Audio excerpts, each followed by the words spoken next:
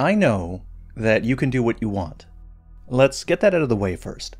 I know that you paid $60 for this game or any game, and that you have the right to play it however you like, and that I can't force you to play otherwise. And so you should know that this video and videos like this are not commands, they're suggestions, they're advice, and they are in fact solicited advice. Since you saw the title of this video, you read why you shouldn't save Scum in Baldur's Gate 3. And having read that, you decided to click on this video, hopefully because you're curious about what I have to say. So if at any point during this video you feel the temptation, the urge to type in the comments that you can play how you like, I just want you to know. I know that. I really do. Alright. Whenever this topic comes up, about the value or potential costs of save scumming or things like it, the very first arguments that crop up are things like, just let people play how they want. People are different, they have fun in different ways, one way of playing is not inherently more legitimate than another, and you're weird for trying to control how other people play their game. I'm paraphrasing, of course, but it's always something along those lines. It's always a call to let people play how they want, and an accusation that you're trying to police how other people have fun tacked onto that first statement. Now let me start by saying that this is a complicated topic. There's a lot of caveats that I'm not going to be able to give while I'm talking about this, and there are important exceptions to what I'm saying, but in general, I don't think this argument is very good, because it presupposes some things that it shouldn't.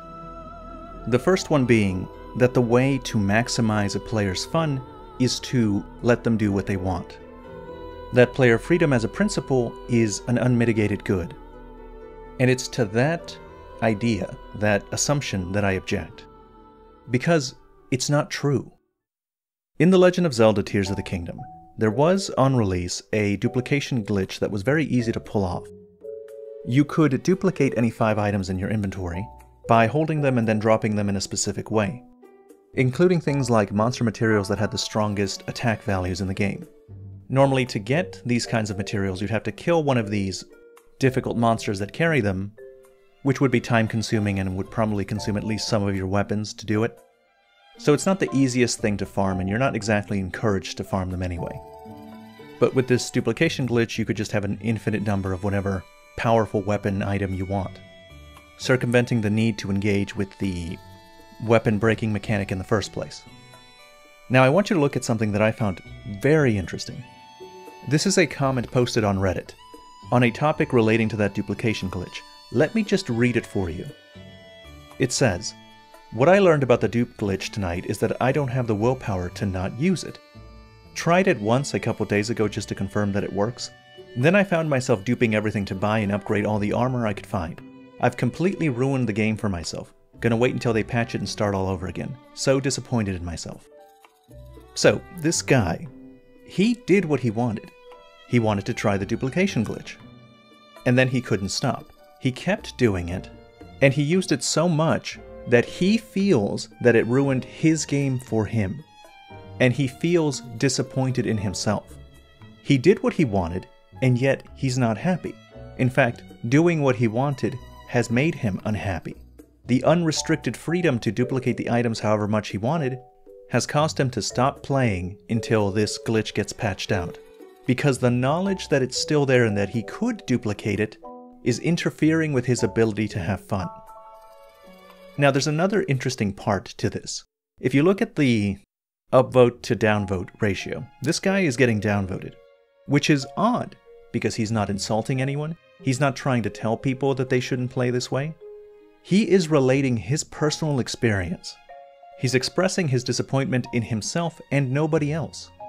And yet he's getting downvoted like he's casting judgment on anybody that uses the duplication glitch.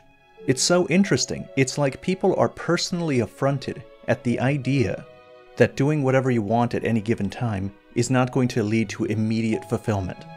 The most upvoted comment in reply to that guy starts out by saying, "The game is so free and you are able to enjoy it in any way you can!" Exclamation point, exclamation point, exclamation point, exclamation point. And I just think that's amazing. Because the guy just got through telling you, that he can't have fun in any way. He just explained to you a situation where the freedom caused him to not be able to have fun. And yet the reply is still a variation of this mantra of let people play how they want. You can have fun in playing however you like. No, you can't. Because humans don't control their emotions in that way. You don't get to decide what you consider fun or not fun. Let's take this guy as an example again. Why did he duplicate those items if they were just going to make him unhappy and not enjoy the game? Well, because he didn't know. He did not know that duplicating those items would tempt him to duplicate more. He didn't realize that duplicating items in this way would make a lot of the game systems irrelevant. And he probably didn't know that this would bother him so much that the game becomes unenjoyable. Of course, not everybody is like that. A lot of people can duplicate to their heart's content. They can save scum, they can exploit glitches, they can look at guides online, and their enjoyment of these products doesn't actually go down. They can do what they want to some degree, some greater degree, and that will bring them enjoyment. They will have fun doing that. And that's great. But some won't. A lot of people are like this guy. And if you give them the opportunity, they'll optimize the fun out of the game. If you let them do what they want, then they stop having fun. My point is that there are trade-offs. There are costs to these things. I used to play Dragon Age Origins. It's similar to Baldur's Gate in that you can romance several of your party members, and they'll like you more or less depending on how you talk to them, the answers that you give, and what you do in the world. The first time I played it, I wanted to romance one of the female party members, but I got worried that I was making too many choices that they didn't like. Whenever I made a dialogue option or made a decision that they didn't like, I would reload and make a decision that better suited them. And this was an awful decision on my part. It ruined the game for me and I almost stopped playing. A lot of the fun of these interactions with the NPCs is that they weave an illusion that they're real people. They have a lot of dialogue, they're well voice acted. Your character can talk to them extensively. So interacting with them and seeing how they respond to your interactions with the greater world is interesting, it's fun. But the more you save scum for optimal results, the more the illusion of their personality breaks down. The more you do it, the more you see them for what they are. And your relationships with them and your interactions with the wider world become very transactional. It becomes weird to me and it takes me out of the adventure. I feel similarly about Baldur's Gate 3. In fact, I feel more that way because Baldur's Gate 3 seems to be designed around letting you fail skill checks and dealing with the results of those failures. Constantly reloading when something doesn't go optimally for me not only breaks my immersion, it also means there's a whole subsection of the game that I'm not getting access to. Michael Dowse from Larian Studios has been quoted as saying, "Trust the dice. Trust yourself and trust the dice. It reacts to your successes and failures." I feel a strong temptation to save scum. I'm a min-max kind of player by heart. It's in my nature, it's my strongest instinct when it comes to these kind of games. But from experience, I know that if I do that, I will very quickly lose interest in this game. The more I reload for favorable results with the NPC relationships, the less I'm able to enjoy their personalities, and the more the illusion of their personality breaks down. Similarly, if I'm unwilling to let the game put me in a bullshit situation because of my continuous bad decisions, then making those decisions loses all tension, since I know I'm just going to reload to my last save point if things don't go my way. The important point here is that I want to save scum. I have a deep-seated urge to save scum, to play optimally, to use meta builds. But I know that if I do, I won't have fun. If I let myself do what I want, I won't have fun. Now again, I know that not everybody is like that. For many, save scumming won't have that deleterious effect. But a lot of people are like that. A lot of people are exactly like me. And I think it's good for me to convey my experience and explain the potential dangers of doing what you want. Especially since there's a lot of people like that Zelda guy that may not know they're that type of person yet. And my advice and the advice of Larian Studio could prevent them from losing interest in a game they would otherwise enjoy if they had played without save scumming. If you're not one of those people, then what I'm saying doesn't apply to you. Fine. save scum to your heart's content. I have no problem with how people choose to enjoy their games. What I have a problem with is this discussion, the way that this discussion always unfolds. Here's an example. This is a tweet by a large streamer.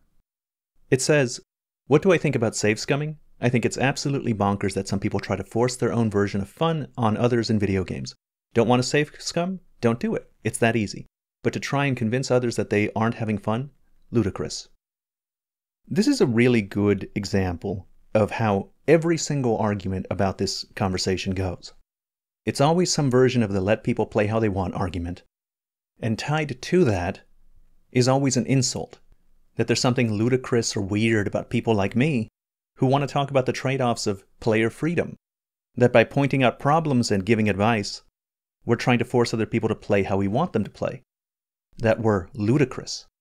Which I find weird because I don't think I'm saying anything different than what Michael Dowse said in his IGN interview. He advised players to trust the dice, that the game is designed to react to your success and failures. I assume he said that. I assume he gave that advice for the same reason that I give the same advice. Because he genuinely believes that most people will have more fun if they play that way. That seems fairly innocuous to me, and undeserving of the controversy this topic always comes with. People are always saying that you shouldn't be ashamed of save scumming, don't feel any shame for doing it. But I say, if you are feeling shame, it's certainly not because I'm shaming you. If you're feeling shame, it's not from people like me that advise against save scumming. No. That shame is coming from within. Don't get defensive and attack me for pointing out that save scumming could reduce your enjoyment of the game. That's just a fact. It's certainly possible. It happens to a lot of people. Maybe what's really going on is that you're actually one of us and you haven't realized it yet. You're one of my people that doesn't feel comfortable save scumming and their enjoyment is reduced by doing it. And that shame isn't coming from an outside source, it's from within. And the only way to get rid of it is to not do it. And that's the end of this video. Please unsubscribe and unclick the bell notification. I'd appreciate if you leave comments trying to get each other angry. It's always good to remind me that you paid for the game and you can play it however you like. I think there will be some people that haven't heard that. I don't know, call each other names or something. Just try to write comments that get other people to be angry enough to reply to you. Hopefully this video has alienated you enough to do that, and if it hasn't, I will get to you in a future video. Until then, thank you very much for watching.